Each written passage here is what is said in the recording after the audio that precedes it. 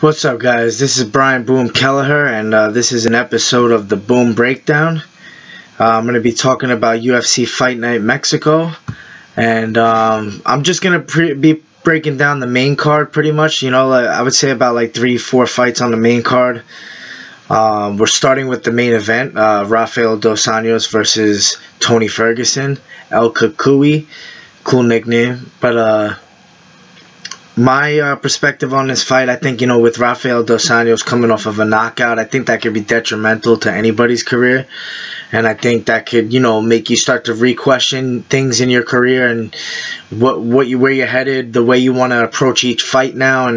And I think, if I'm reading him correctly, he's the type of guy that's going to come back solid. He's going to come back strong. He seems very mentally tough all throughout his career, and I think that, you know, it was just a case of him getting caught by a big punch by Eddie Alvarez.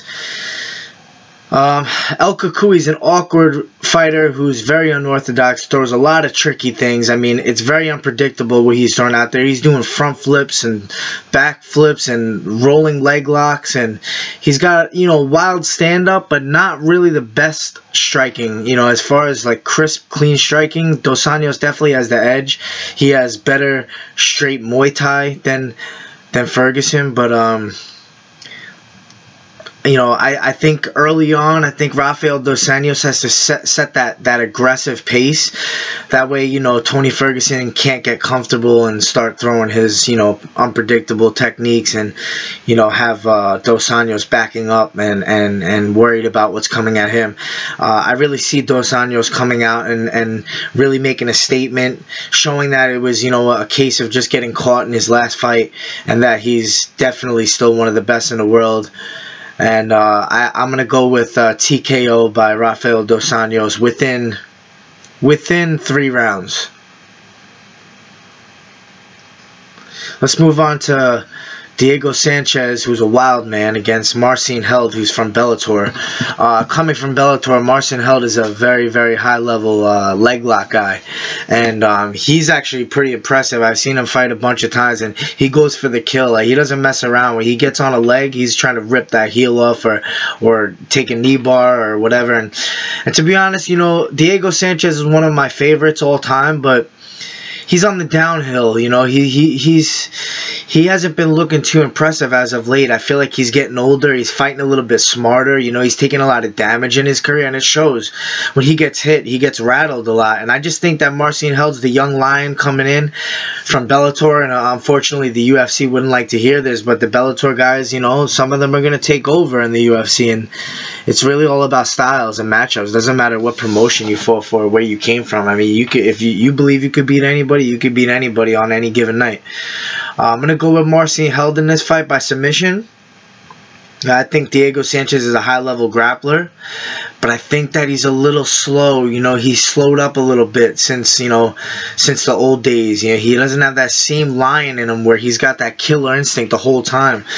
I think he's going to be willing to engage in the grappling exchange with Held, and I think Held's going to take advantage of that and probably catch a leg lock or something like that. I'll say 2nd round. Starbucks, ladies and gentlemen, ain't paying me a fucking dime. So let's move on to Beneil Dariush versus Magomedov. These Russians are always scary, man. They always look so serious. But I think Beneil Dariush is very well-rounded, very seasoned fighter. He's very good at stand-up, takedowns, jiu-jitsu. He mixes it up really well. He's a southpaw.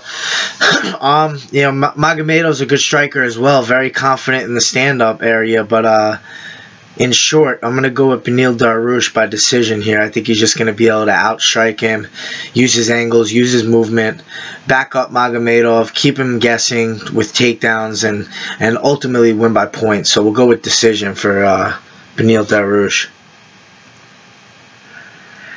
And I do want to mention one fight on the prelims that I'm interested in, because this is my weight class as well, bantamweight division. Perez and Arantes. Felipe Arantes coming down from 45. I believe he's fought once at 135. He looked pretty good. You know, he's a decent size 45er. He looks strong at 35.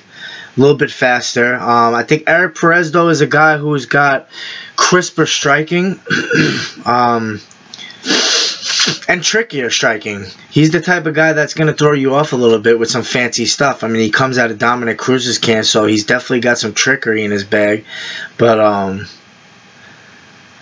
going to have to go with Perez in this fight. I think Perez is going to outpoint Arantes as well. I don't see a finish in this fight. Neither one of them show real devastating power or finish ability, but should be a good, very close fight.